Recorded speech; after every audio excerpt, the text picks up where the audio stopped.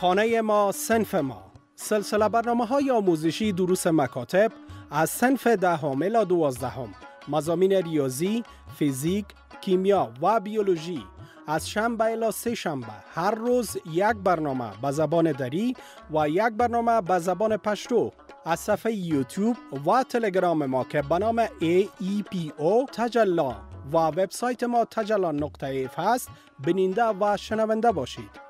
اگر نظر یا سوالی دارید با شماره تلفن 0093 77 45 99 841 به تماس شوید.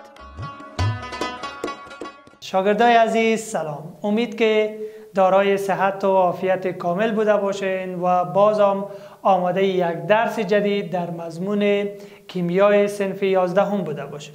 پیش از اینکه به عناوین امروزی خود آغاز بکنیم، یک از شاگردای ما که در یک از ولایت ها شنونده برنامه بوده است از کیمیای صنف 10 از درس های گذشته برای ما یک سوال ارسال کرده است.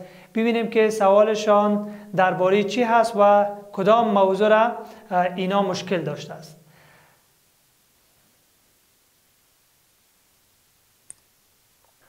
خب سوال اینا میگه استاد جامدات آیونی چگونه تشکیل میشه است و علت مستحکم بودن آن در چیست؟ خب ما در رابطه آیونی گفتیم که در رابطه آیونی قسمی است که آیون های مثبت و منفی با همدیگر اتحاد میکنند، با همدیگر تعامل میکنند و بالاخره مرکبات آیونی را میسازند. اما تو در جامدات آیونی آیون های مثبت و منفی با همدیگر اتحاد کرده است و با همدیگر چی می باشد؟ با همدیگر چسبندگی زیاد می داشته باشد. پس به همین خاطر اینا مستحکم می باشند و قابلیت زیر دارند که هرگاه قوه وارد شود از خود قابلیت شکنندگی را دارند. خب شاگردای عزیز میرسیم سر جلسه اول ما در فصل اول کیمیای صنف 11 ما و شما محلول ها را میخوانیم که محلول ها جزئی از مخلوط ها است. خب شما کلمه مخلوط ها را زیادتر شنیدین و همچنان در کیمیای صنوف گذشته هم خواندین که مخلوط عبارت از یکجا شدن دو یا چند ماده به نسبت غیر معین. یعنی هرگاه دو یا چند ماده به یک نسبت غیر معین یعنی ثابت نباشه، این ما نمیتونیم که مقدارش تشخیص بدیم که چقدر، نه، به یک نسبت غیر معین با همدیگر یکجا میشه و مخلوط چی میکنه؟ مخلوط میسازه. که مخلوط ها به دو نوع است. مخلوط میتونه غیر متجانس باشه یا میتونه مخلوط متجانس باشه. مخلوط غیر متجانس عبارت از همون مخلوطی هست که هرگاه اجزای محلول با هم دیگر یکجا شود چی می باشد؟ در تمام قسمت های یک سیستم یعنی خواص مساوی و یکسان نداره. که در سیستم یعنی میتونه که یک قسمت زیاده به خود بگیره، یک اجزا میتونه قسمت کم به خود بگیره. مانند مخلوط کشمش و نخود. کشمش و نخود یک از جمله مخلوط ها است که اینا شما اگر زمانی که میکس بکنیم یا مخلوطش بسازیم میبینید که در یک قسمت کشمش زیاد است، در یک قسمت دیگر نخود زیاد است. این هر چقدر ما کوشش بکنیم به شکل مساوی تقسیم یا به شکل مساوی اینا یکجا نمیشه. یا همچنان ماش و برنج است. اینا مخلوط های چی است؟ غیر متجانس است. خب دیگه مخلوط متجانس باز این معکوس مخلوط غیر متجانس است. مخلوط متجانس اما مخلوطی است که اجزایش در یک سیستم با تمام قسمت ها چی دارند؟ به شکل مساوی تقسیم میشن یا اجزای آن در تمام قسمت های سیستم چی است؟ یکسان است. این به نام مخلوط متجانس میگن. و مخلوط متجانس به نام محلول ها هم یاد میکنن. چرا؟ به خاطری که شما اگر نمک و آب یا بگیرین بوره را در آب حل بکنین، خوب شورش بدین، میبینید که یک مخلوط متجانس تشکیل میشه. چه قسم مخلوط متجانس؟ یعنی بوره زمانی که در آب حل شد در تمام قسمت ها شیرینیش یکسان میباشه. یا اگر نمک بر آب حل شد شوریش در تمام قسمت ها یکسان میباشه. مثل مخلوط غیر متجانس نیست. خب محلول ها اجزایش که هستن ماده منحله و ماده چی است؟ محلل داره. خب اولی که مخلوط متجانس به نام محلول ها میاد میکنه. محلول ها به نام مخلوط متجانس هست. خب که باز این مخلوط متجانس یا محلول ها دو جز داره که یکی ماده منحله هست و دیگه هم ماده چی هست؟ محلل است. ماده منحله همون ماده هست که در محلل حل میشه. مثال بوره یک ماده چی هست؟ منحله است. و محلل چی است؟ همون ماده است که هر چیز قابلیت داره که هر چیز با خود حل بکنه. مثلا آب یک از جمله محلل های خیلی خوب است به خاطر ای که اکثریت مواد در آب چی میشه؟ حل میشه. خب دیگه امی اجزای محلول را به نام کامپوننت هم یاد میکنم. خب حال تشکیل محلول ها چگونه تشکیل میشه؟ ما یک نمونهش کار میکنیم و شما باز تو محلول های دیگر را میفهمین که چگونه تشکیل میشه. مثلا سدیم کلراید یا همون نمک طعام. سدیم کلراید یک آیون هست که سدیمش آیون مثبت هست و کلوریدش آیون منفی هست. زمانی که در آب اضافه میشه یا سدیم کلراید همون نمک طعامی که هست، ما زمانی که در آب اضافه کردیم چگونه همین کریستال های سدیم کلراید در داخل آب حل میشه. در حالی که همین سدیم کلورین یا سدیم کلراید ما گفتیم که در اولین یعنی سوال واتساپ ما می بود که یک از شاگردان ما سوال کردند که استاد امی چی است؟ آیون ها چگونه تشکیل میشه؟ در حالی که آیون ها تشکیل میشه خاصیت شکنندگی را داره، مستحکمیت داره. چگونه در آب این حل میشه در حالی که قدر مستحکمیت داره؟ خب شما آب میفهمید که آب آیون مثبت و چی داره؟ منفی داره، که هیدروژن آیون مثبت است و اکسیژن است آیون منفی است. و شما میفهمید که سدیم آیون چیز مثبت است. آیون منفی آب میره همراه آیون مثبت آب و آیون مثبت آب میره با آیون منفی چی؟ کلورین. که در اینجا چی میشه؟ این باعث ازی میشه که امو خاصیت کریستالی سدیم کلراید از بین بره و سدیم کلراید بتونه در آب حل شود. خب دیگه شاگردای عزیز انواع محلول ها داریم. ما محلول هایی که در طبیعت پیدا میشه یا به شکل گاز هست یا به شکل مایع هست یا به شکل جامد است. در انواع محلول ها گاز در گاز یعنی محلولی هست که یک ماده هم گاز است، ماده دیگه هم گاز است، با هم دیگر یک جا میشه و محلول میسازه. مثل هوا ترکیبی از مثلا امی هوا یا فضا یا اتمسفر که ما میبینیم از نیتروژن و اکسیژن و هیدروژن اینا ساخته شده است. پس اینا یک ترکیبی از چی است؟ از محلول گاز در گاز است. در محلول گاز در مایع چی است؟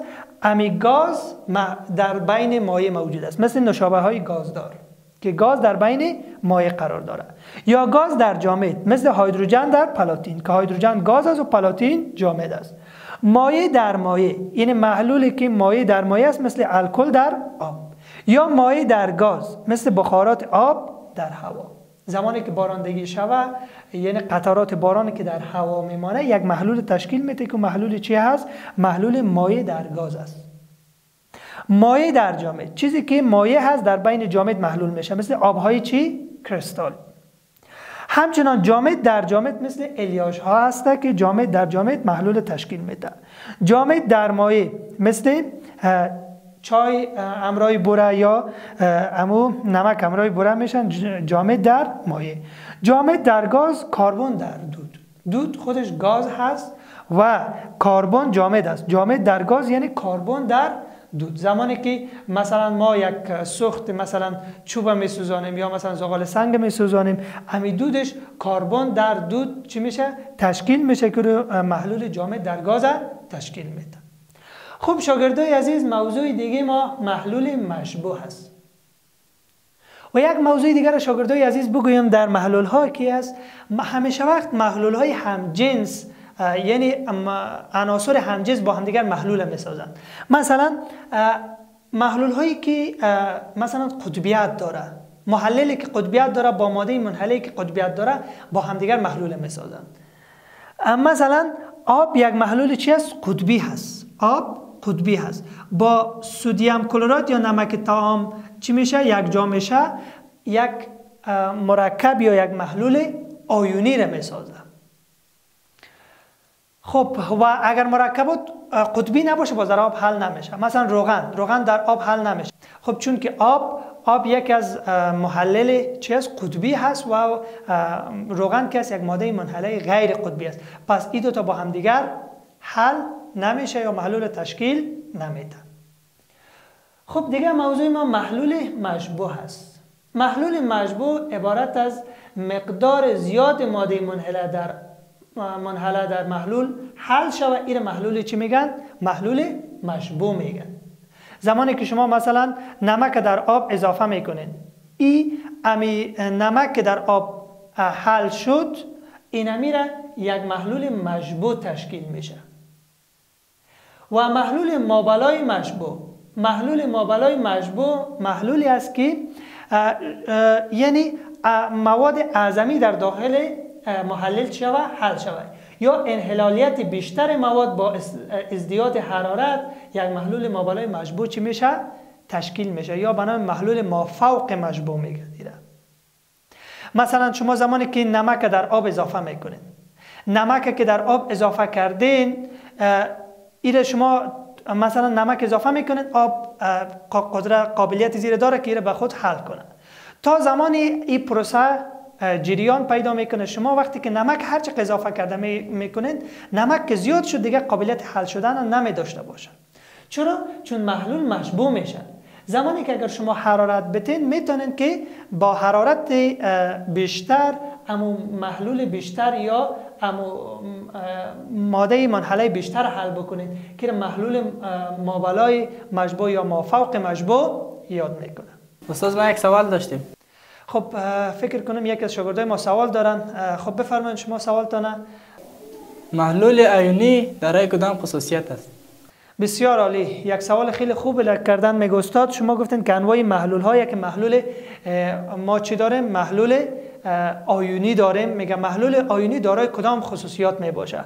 خب محلول آیونی، اولی که آیون ها در بین محلل زمانی که حل شد یک محلول آیونی تشکیل میشه که پیشتر هم در آب مثلا در آب نمک براتون بیان کردم این موضوع را.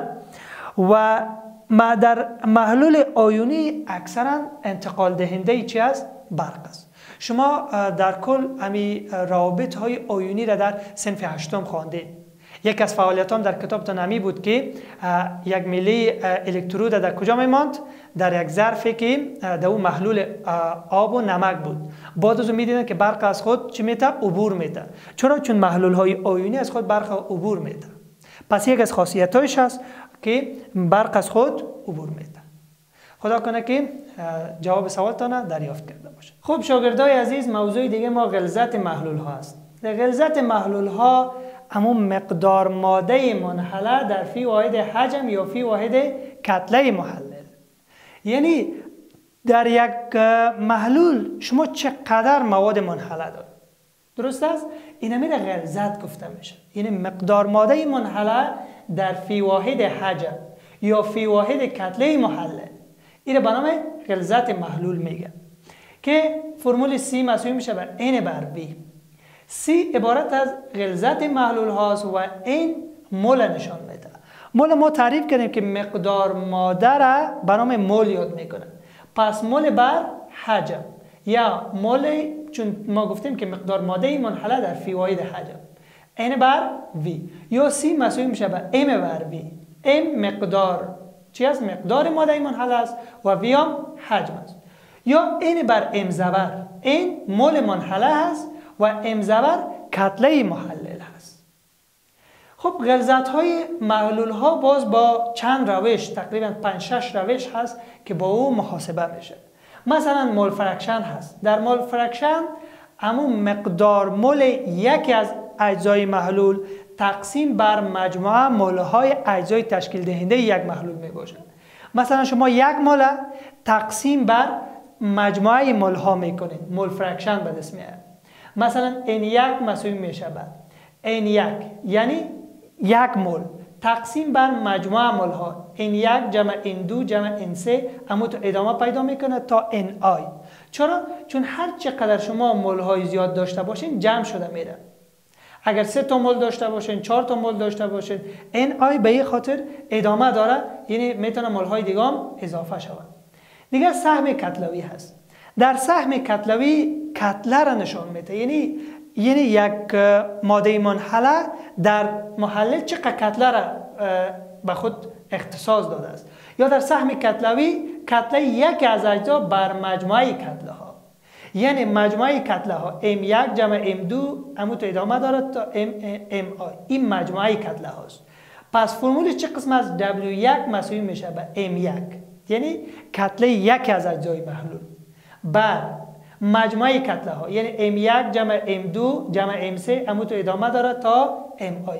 مثل N1 و N2 میتونه که هر چقدر کتله ها بیشتر بود M1 هم تعدادش چی میشه؟ زیاد میشه.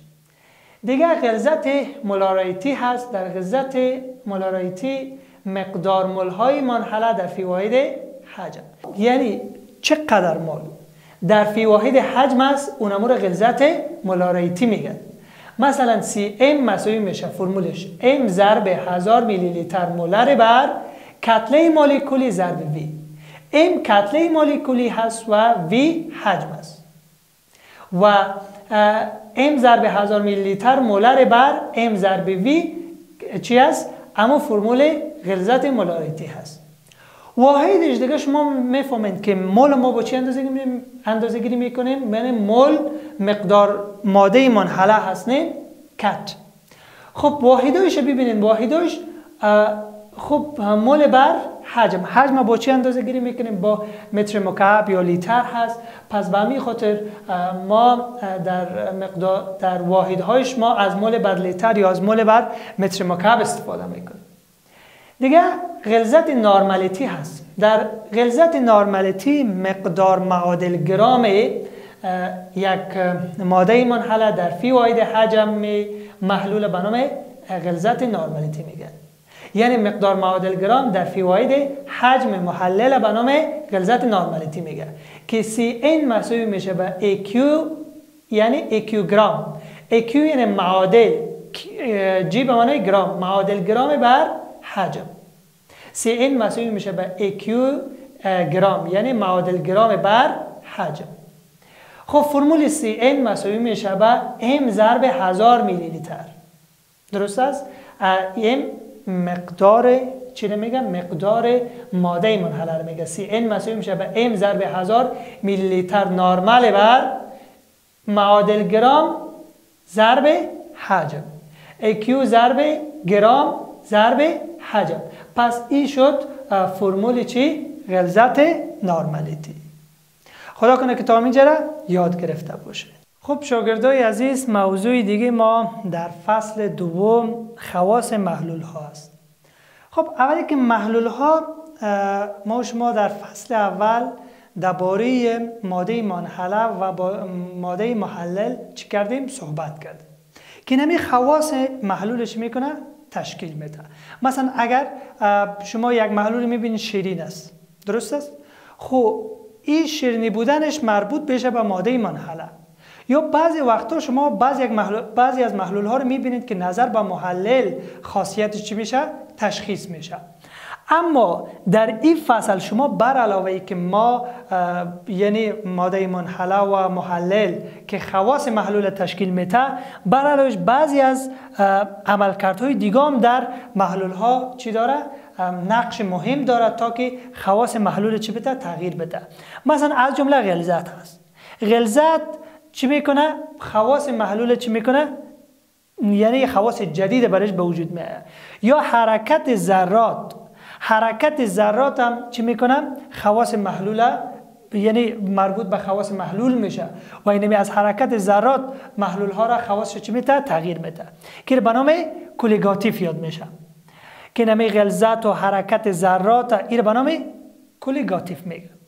خب اندازه‌گیری امی غلظت محلول ها و حرکت ذرات واحدهای به نام کینتیکی، واحدهای به نام کینتیکی ایچ میکنن؟ یعنی اندازه میکنن. خب اولی که در علم کیمیا یا کینتیک در کیمیا از دو بخش صحبت میکنه. کینتیک یکی راجع به سرعت در کیمیا صحبت میکنه در معادله یا از میخانیکیت بحث میکنه. از میخانیکیت بحث میکنه. نه میخانیکیت امو مثال یک مواد چگونه تشکیل میشه، این میخانیکیت است. کینتیک از هم چی میکنه؟ بحث میکنه و همچنین از سرعت بحث میکنه که سرعت باز در فصل بعدی رویش صحبت میکنیم که سرعت در معادله ها چگونه، در تعاملات کیمیایی چگونه هست و این کینتیک باز رویش صحبت میکنه. خب دیگه موضوع ما در خواص محلول ها اولین موضوع ما انتشار هست.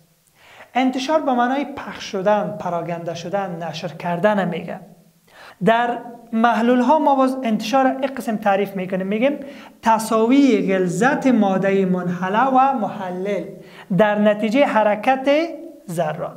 ذرات در داخل محلل حرکت میکنه و از خود چی میکنه؟ غلظت مساوی را میسازه. این به نام انتشار یاد میکنه.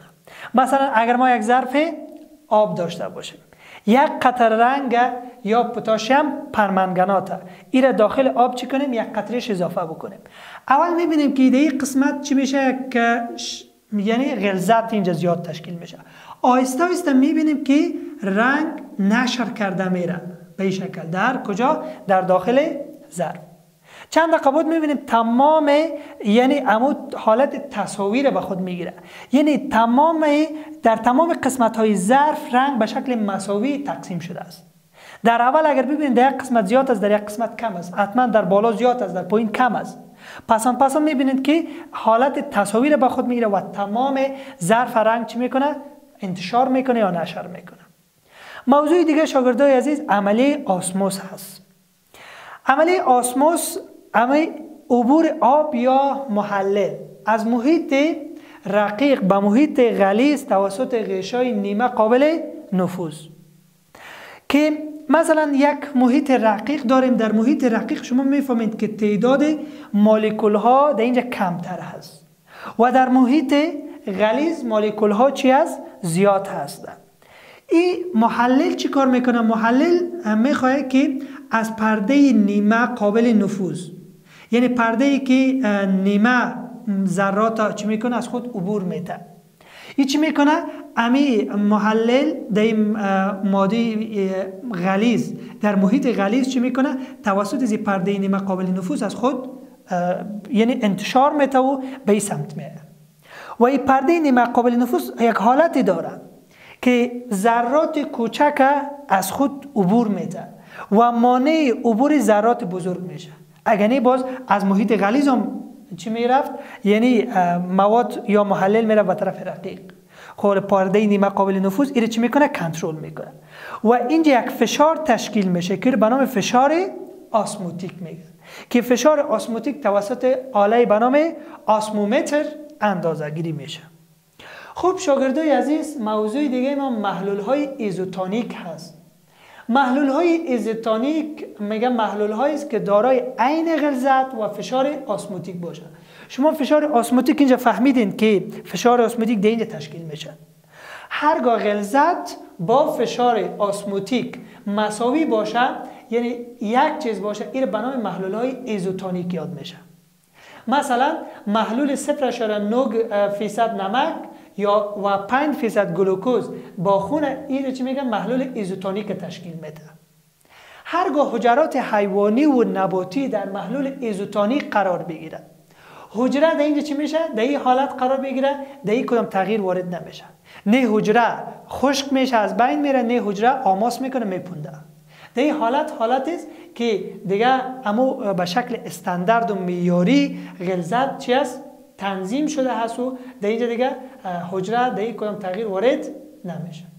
خب که در اینجا مثلا 0.9% نمک و 5% گلوکوز در خون این ضروری هست در بدن. به همین خاطر در این محلولی که 0.9 و 5% گلوکوز در خون این باید ثابت باشه به خاطر فعالیت یعنی عملکردهای حجره. پس این محلول چی تشکیل میشه؟ ایزوتونیک تشکیل میشه. در محلول های هایپرتونیک غلظت و فشار آسموتیک نظر به محلول دیگر چی باشه؟ نظر به محلول استاندارد اگر زیاد بود باز محلول هایپرتونیک تشکیل میشه. یعنی غلظت و فشار آسموتیک و غلظت زیاد است. در اینجا حجرات باز خشک میشه و محلول هایپرتونیک تشکیل میشه. که مثلا این زیادتر زمانی که یک نبات برش چند روز آب نتیم خشک شود در محلول های هایپرتونیک قرار میگیره. این حجره در این حالت قرار میگیره. در محلول های هایپوتونیک غلظت و فشار نظر به محلول استاندارد اگر کم بود باز حجرات در هایپوتونیک قرار میگیره. که در هایپوتونیک اگر حجره حیوانی و نباتی قرار گرفت این حجره آماس میکنه و کفیده میشه و از بین میره. موضوع دیگه شاگردای عزیز در فصل دوم ما شما خلاص کردیم. در فصل سوم سرعت تعاملات کیمیایی هست. بعضی تعاملات اگر شما دیده باشید خیلی تیز انجام میشه، سرعت زیاد است. بعضی تعاملات یعنی نیاز به زمان زیاد داره. بس این چی است؟ سرعت تعاملات کیمیایی هست. سرعت تعاملات کیمیایی در زندگی روزمره ما خیلی زیاد با اهمیت است. اکثرا مثلا یعنی انجینیران و همچنان متخصصین کوشش میکنه که امی سرعت تعاملات کیمیایی را در محصولات خود چی کنه؟ تنظیم بکنه. مثلا بعضی میوه ها را میخواد که زودتر برسه، با کیفیت خوبتر به بازار، از همه زودتر برسه به بازار، پس از سرعت تعاملات کیمیایی استفاده میکنه که سرعت زیاد میکنه. یا بعضی وقتا نمیخواین که چی شوه؟ سرعت زیاد شوه، به خاطر که باعث خراب شدن چی میشه؟ مواد میشه. پس از سرعتش جلوگیری میکنه یا میتونه یعنی سرعتش کمتر میسازه. پس این مربوط میشه به سرعت تعاملات کیمیایی. کینتیک کیمیایی از دو بخش صحبت میکنه برای ما. یک سرعت بحث میکنه که سرعت تعاملات میخوانیم باز. یک از مکانیکیت اجسام بحث میکنه. مثلا کت یک از مکانیکیت چی بحث میکنه؟ مرکب بحث میکنه. مثلا شما دارید که سدیم جمع کلورین اگر یک جا شود، هرگاه سدیم با کلورین یک جا شود چی رو میسازه؟ سدیم کلراید میسازه. یعنی مواد اولیه به محصول تبدیل میشه. این مکانیکیت کینتیک کیمیایی بحث میکنه. و سرعت تعاملات کیمیایی رو باز حال میخوره. خب سرعت تعاملات کیمیایی چی هست؟ ما یک تعریف میکنیم برای سرعت تعاملات کیمیایی. قسم است که هرگاه تغییر غلظت مواد تقسیم بر تغییر زمان شود، سرعت تعاملات کیمیایی به دست میاد. مثلا هرگاه ما یک عنصر داشته باشیم A باشه و عنصر دیگر داشته باشیم B و A خرد که است و B خرد که است، این مقدارش نشان میده. تقسیم بر دلتا T یعنی نظر به زمان نه، یعنی هرگاه یک مواد با مواد دیگر شود یک جا شود، در نتیجه یعنی تغییرات زمانی اینا به چی تبدیل میشه؟ به محصول تعامل تبدیل میشه که C هست و D هست. C جمع D که اینا هم تقسیم بر دلتا T و دلتا T. خب حال امی سرعت تعاملات کیمیایی به کدام عوامل بستگی داره؟ اول خواص مواد تعامل کننده. موادی که تعامل میکنه خاصیت داره. بعضیشان زودتر فعال هستن، زودتر به تعامل میکنه، بعضیشان دیرتر یا به شکل بطی تعامل میکنه. مثلا سدیم و آهن مثال میده. سدیم هرگاه با اکسیژن تعامل بکنه، چون سدیم خیلی فلز فعال است، فلز القلی فعال هست، در گروپ اول جدول دورانی عناصر قرار داره. پس این خیلی زودتر تعامل میکنه، سرعتش بسیار زیاد است و خاصیت انفجاری داره. اما آهن اگر ببینید، آهن شما اگر در اکسیژن یعنی در فضای اکسیژن بانین یا مثلا در هوای آزاد بمانید، شاید هفته ها ماها فریک اکساید یا اما زنگ آهن تشکیل نده. چرا؟ به خاطر که حالتش بسیار بطی هست. یک آهن زیاد وقت بانیم که با اکسیژن هوا تعامل بکنه، اما آهن زنگ بزنه یا فریک اکساید بسازه. دیگه روی موضوع دیگه که در سرعت تعاملات خیلی زیاد نقش مهم داره، حالت فیزیکی مواد تعامل کننده است. یک مواد اگر ذراتش کوچکتر باشه او زودتر تعامل میکنه. چرا؟ چون تعداد تصادم ها زیادتر میشه، سطح تصادم بیشتر میشه. به همین خاطر شما میفهمید که جامدات اگر ببینید قوه جذب یه بین ذراتش بیشتر هست. پس به همین خاطر جامدات در تعاملات کیمیایی بطی هست. مایع یک کمی خوبتر است، به خاطر که فاصله بین ذرات مایع چی است؟ فاصله داره، زیادتر هست. در گازات چون فاصله خیلی زیاد است، مواد خوب تصادم میکنه، پس به همین خاطر یعنی ماده‌ای که گاز هست در تعاملات کیمیایی سرعت چی است؟ بیشتر است. دیگه موضوع غلظت است. هرگاه غلظت اگر زیاد بود، سرعت تعاملات هم چی میشه؟ بیشتر میشه. موضوع دیگه حرارت است. حرارت هم یعنی یک از عوامل مؤثر در سرعت تعامل است. هرگاه حرارت زیاد شد، سرعت تعامل هم چی میشه؟ بیشتر میشه. مثلا ببینید همین میوه هایی که خام هست نه، در تابستان چون هوا بسیار گرم است زود پخته میشه. این گرمی تابستان باعث میشه که میوه ها زودتر پخته شود، چون حرارت باعث این میشه که همو تعامل بیشتر بسازد. و از جمله در سال 1888 هرینوس یک از دانشمندایی از این پیشنهاد کرد که در تعاملات کیمیایی نیاز به انرژی هست. یعنی تعاملات کیمیایی به خاطری که تعاملات کیمیایی خوب صورت بگیرن نیاز به انرژی دارن که اونمو انرژی باید یعنی اکثرا از حرارت چی میشه؟ به وجود میاد و حرارت نوعی از انرژی هست. پس به همین خاطر هرگاه حرارت بیشتر شد، سرعت تعاملات هم بیشتر میشه. موضوع دیگه کاتالیست است. کاتالیست هم اما موادهایی هست یا عناصر هست یا مرکب هست که سرعت چی میکنه؟ زیادتر میکنه. مثلا کاتالیست ها باعث سرعت تعاملات میشه. هیدروژن پراکساید اگر حرارت داده شود خیلی به شکل بطی تعامل میکنه، آب و اکسیژن میسازه. و هرگاه هیدروژن پراکساید با کاتالیست اکساید منگان چی شود؟ کاتالیستش اکساید منگان باشه، باز خیلی زودتر آب و اکسیژن چی میته؟ تشکیل میده. استاد یک سوال دارم. بفرمایید شما سوالتانه. آیا کاتالیست ها در تعاملات کیمیایی به مرکب تبدیل می شود؟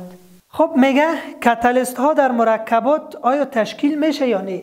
خب کاتالیست کی هستن؟ اما موادی هست که سرعت تعاملات بیشتر میسازه، اما خودش در تعاملات کیمیایی سهم نمیگیره. و هرگاه اگر یعنی در تعاملات کیمیایی مصرف شود خود کاتالیست، باز در اخیر چی میمانه؟ کاتالیست باقی میمانه.